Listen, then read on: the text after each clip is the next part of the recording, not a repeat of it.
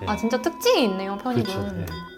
편입은 건으로 들어가려는 열망이 굉장히 세요. 안녕하세요. 김영 편입학원 TV입니다. 네. 오늘도 역시 박종상 실장님께 무엇이든 물어보세요 하고 있는데 네. 사실 실장님 대학이라는 게 네. 선호도가 가장 중요하지 않습니까? 그렇죠. 네. 선호도에 따라서 경쟁률도 변하고 사실 학생들이 어떤 학교를 선호하는지가 가장 중요한데 또 궁금한 게 문과랑 이과는 정말 천지 차이잖아요. 경쟁률이나 그렇죠. 이런 게 문이과에 따라서 선호하는 학과가 다를까요? 뭐 계속 봤으면 알겠지만은 이제 문과는 선호도가 높은 학과가 단연 경영학과죠. 경영학과. 네, 경영학과는 제가 봤을 때 10명 중에 9명이 경영학과를 원해요. 이유가 뭘까요? 경영학과가 그나마 문과에서 취업률이 좀 아, 높으니까 네. 할 수 있는 게 좀 많으니까 그래서 좀 그러면서 성적이 상대적으로 높은 학생들이 많이 가겠네요. 그렇죠. 수능이든 수시든 편입이든 문과는 경영학과가 제일 높다고 보시면 돼요. 제일 낮은 학과는 어떤 게 있어요? 낮은 학과는 아무래도 인문대학 쪽에 네. 뭐 철학과, 철학. 사학과, 종교학과 이런 쪽이 제일 낮죠. 네. 네. 그러면 이제 학교별로 보면 네. 이제 서강대, 성대, 한양대 이렇게 있잖아요. 네. 그냥 요 세 개의 대학으로 우리가 서성한으로 묶어보면 네. 편입이든 수능이든 선호도가 제일 높은 데는 성대, 한양대.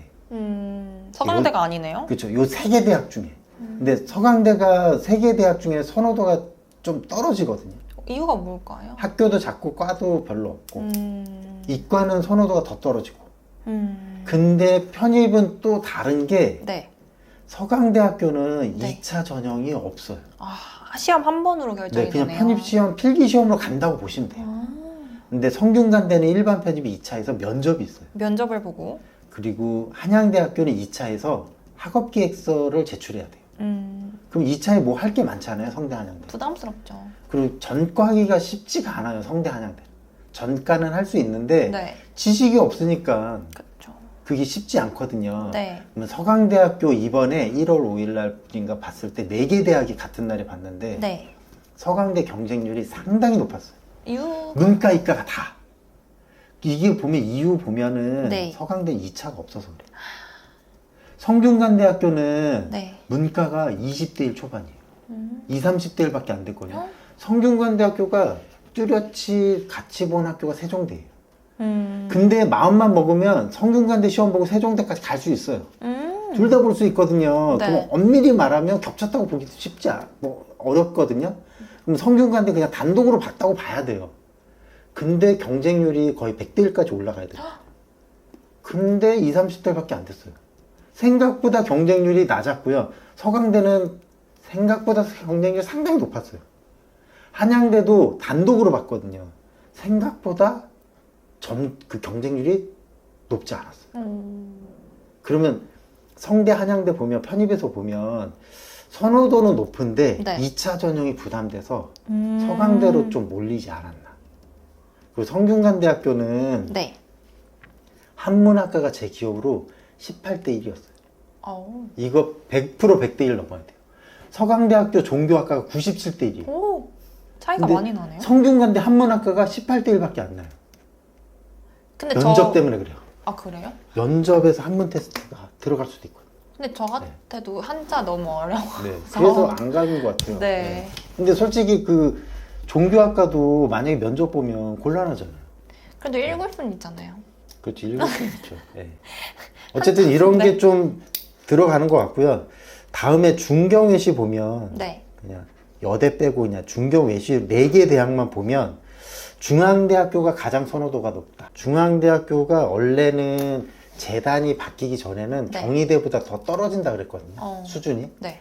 근데 두산으로 바뀌고 많이 올라왔어요. 그래서 중앙대학교랑 경희대가 각축전을 벌이는데 경희대학교가 네. 상당 부분이 어쨌든 이원화돼서 수원으로 가 있잖아요. 맞아요. 그거 영향도 좀 있는 것 같아요. 있죠. 그래서 중앙대학교가 과도 조금 더 많고 그래서 중앙대학교가 중경외시에서는 가장 선두주자다.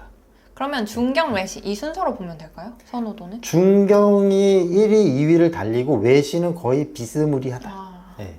근데 외대가 선호도가 좀 떨어지는 경향이 많아요. 서울에 이과가 아예 없고 그 다음에 제일 큰 거는 글로벌이랑 서울 본교랑 이렇게 뚜렷한 장벽이 얇아졌다. 이게 큰 것 같아요. 네. 시립대는 선호도가 편입에서 좀 낮아지는 거는 조금 뽑아서. 그것도 그렇고 근데 시립대의 장점은 또 등록금이 저렴하고 그렇죠. 네. 뭐 이런 장점이 등록금이 있잖아요. 저렴하다는 장점이 있는데 첨단학과 이슈 때문에 좀 네. 조금 뽑거든요. 계속. 그것 때문에 좀 선호도가 좀 약해지는 경향이 있고 네. 중경외시는 확실히 중앙대, 경희대가 선두주자라고 보면 되고요. 네. 경희대보단 중앙대가 좀 더 선호도가 높다고 보면 되고 외대, 시립대는 시립대보다 외대가 좀 선호도가 더 떨어지는 경향이 있다. 수능도 그렇고 편입도 그렇고. 똑같네요. 네. 그다음에 건동. 건국대, 동국대, 홍익대, 숙명여대까지. 네. 예, 요렇게 건동홍수 요렇게 보면 네. 뭐 그냥 뭐 말 안 해도 건대가 제일 선호도가 높죠. 그렇죠. 네. 그다음에 동국대, 홍익대는 거의 엇비슷하다. 네. 숙명여대는 아무래도 여대니까는. 예. 근데 궁금한 게 만약에 숙대나 이대 같은 경우는 여학생들만 쓸 수 있잖아요. 뭐 경쟁률이야 뭐 말할 건 없는데 그러면 점수면에서 공학이랑 여대랑 이렇게 비교를 했을 때 어때요? 어느 학교가 더 높아요? 근데 제가 그냥 객관적으로 봤을 때 이대 숙대는 수능도 그렇고 편입도 그렇고 제가 봤을 때 낮지 않아요. 이대랑 숙대가 네. 남녀공학 비슷한 학교의 중경외시나 건동숙에 비해서 이대 숙대가 경쟁력이 없고 점수가 턱없이 낮다. 그거는 객관적으로 아닌 것 같아요. 네, 그리고 이화여대는 특히 보면 아는 사람은 여기 무시 못해요. 왜냐하면 뭐 로스쿨도 보면 경쟁력이 있어요. 공부를 잘해요. 일단 여학생 이화여대 여학생이랑 숙대 여학생들은 실력이 있어요. 그거는 인정. 인정. 근데 성신, 덕성, 동덕 거기가 뭐 경쟁력이 없고 막 되게 그렇다는 게 아니라 과거에 비해 확실히 커트라인 선이 내려간 건 사실인 거예요. 수능도 그렇고 편입도 그렇고. 네, 그것도 인정. 인정? 네, 왜냐하면 보면 이제 서울여대, 덕성여대 여기도 보면 과거에는 들어가기가 쉽지가 않았는데 요즘에는 확실히 합격률이 좀 조금 뽑는데도 불구하고 이 정도 성적으로는 못 들어갔는데 네. 얘도 들어가네? 이런 게 좀 많아졌다는 거죠. 이렇게 보면 되고 국숭세단 보면 제가 봤을 때는 단국대는 좀 떨어뜨려 놓고 봐요. 왜냐면 인서울은 아니잖아요. 위치가 좀 네. 이거는 그냥 오해하지 말고 서울에 있는 건 아니니까 이제 떨어뜨려서 국숭세만 놓고 보면 네. 제가 봤을 땐 숭실대가 좀 올라온다. 컴퓨터학과 네. 이런 데 유명하잖아요. 네. 전반적으로 숭실대가 조금 올라오고 순위가 좀 상승하는 게 좀 있는 것 같고요. 국세가 좀 떨어지는 경향이 있어요. 둘은 동급으로 봐야 되나요? 아니요, 국민대가 더 좀 세죠. 어. 그리고 세종대학교는 과가 그렇게 다양하지가 않아요. 왜냐면 여기가 원래 여대였거든요. 아, 진짜요? 요거를 아는 사람이 별로 없어요. 처음 들어요. 세종대는 원래 수도여자 사범대학이었어요. 그게 이제 남녀공학된 거죠. 그래서 보면 여기가 세종대학교가 그래서 예체능학과가 많고 이과가 많지가 않아요. 요즘은 좀 늘어났지만은. 그래서 그런 경향이 있고 국민대는 원래 남녀공학대학이었으니까 이제 공과가 좀 더 세종대보다 다양하게 있죠. 근데 국민대가 조금 선호도가 내려가는 건 보면 아무래도 위치가 맞아. 숭실대는 위치가 좀 그나마 상도동에 있잖아요. 국민대는 정릉 쪽에 있죠. 이 위치가 국민대가 외곽에 있으니까 아무래도 교통편도 지하철하고 바로 연결되어 있는 건 아니잖아요. 맞아요. 지하철 기름역에서 또 버스 타고 가야 되거든요. 그러니까 그런 영향도 받는 것 같아요. 세종대학교는 위치적으로는 괜찮죠. 어린이대 공원 있는 쪽이죠. 지하철에서 바로 나오면 바로 있거든요. 있는데 여기는 뭐 엄청 큰 학교가 아니고 과가 막 다양하진 않은 게 단점이죠. 좀 작은 학교죠. 그 크기가. 그렇죠. 국숭세는 다 높은 학교예요. 그 다음에 과거에 비해서 국세가 조금씩 떨어지고 있고 숭실대가 올라간다는 요거 말하는 거고. 근데 이제 또 편입에서 보면 국민대는 꼭 혼자 봐요. 겹친 때가 거의 없어요. 어떻게 그렇게 잡으실까요? 이 학교가 항상 셋째 주 일요일 날 본인들 혼자 보거든요. 그러니까 경쟁률은 굉장히 높은데 추가 합격이 많죠. 추가 합격이 상당히 많죠. 만약에 100점 만점에 8, 90점대 학생들은 국민대에 최종적으로 남아있지는 않죠. 최종적으로는 한 70점 초중반 학생들이 남는 경우죠. 네. 인서울에 있는 학교 이렇게 좀 정리해봤고 마지막으로는 좀 자연계? 자연계? 선호대학. 네, 선호학과. 궁금합니다. 네. 매 변하는 것 같아요, 시대에 따라서. 자연계. 그렇죠. 원래 자연계는 전화기 쪽이 항상 강자였죠. 그렇죠. 전자, 전기, 화공, 기계. 음. 여기가 셌는데 여기보다 더 위로 오른 게 AI죠. 컴퓨터 AI. 공학.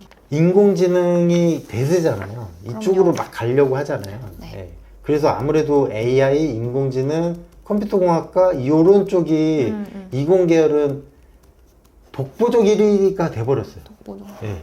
전자전기, 기계, 화공도 인기는 괜찮죠. 많은데 네. 컴퓨터 계열 쪽이 확실히 확 올라가 버렸거든요. 네, 그리고 우리나라는 AI에 관련된 인원이 부족해요.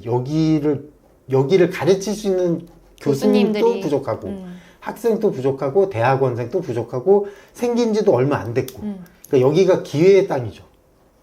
그거는 저뿐만 아니라 다른 사람도 다 알고 있기 때문에 센 거죠. 블루오션이네요. 네, 그렇죠. 네, 여기가 앞으로 미래적으로도 봤을 때 여기가 클 수 있는 공간이죠. 가장 높은 학교는 어딜까요?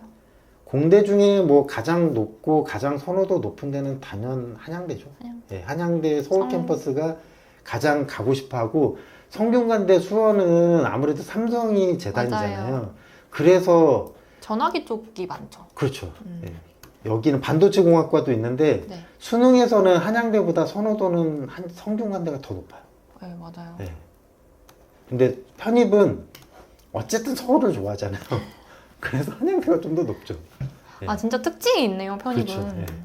편입은 위치가 중요해요. 네 서울권으로 들어가려는 열망이 굉장히 세요. 네, 우리 집에서 가까운데 지하철 타고 이동할 수 있는 그 열망이 굉장히 높거든요. 네. 오늘은 선호도, 그다음 문이과 선호도 학과 이렇게 한번 알아봤습니다. 여러 가지 선호도도 있고 가고 싶은 학과 가고 싶은 대학 이렇게 했는데 중요한 거는 내가 성적이 돼야 된다. 가고 싶은 대학은 많죠. 뭐 서울 연고대 서성은 다 가고 싶죠. 근데 그게 현실적으로 안 되잖아요. 현실을 놓고 보면 성적이 가로막는 거잖아요. 지금은 5월 달인데 이제 시간이 더 지나면 지날수록 이제 좀 더 현실적인 얘기. 그러니까 점수, 뭐 경쟁률, 여기를 쓰려면 어떤 전략, 무슨 학과, 어떤 학과가 낮았는지, 네. 올해는 어떤 학과가 낮아질 타이밍인지 이런 얘기 좀 해주고. 저희 그러면은 무엇이든 물어보세요. 계속 할 거니까 네. 궁금한 점 네. 댓글로 달아주시면 감사하겠습니다. 그럼 네. 저희 마무리할까요? 네, 네, 여러분 감사합니다. 감사합니다.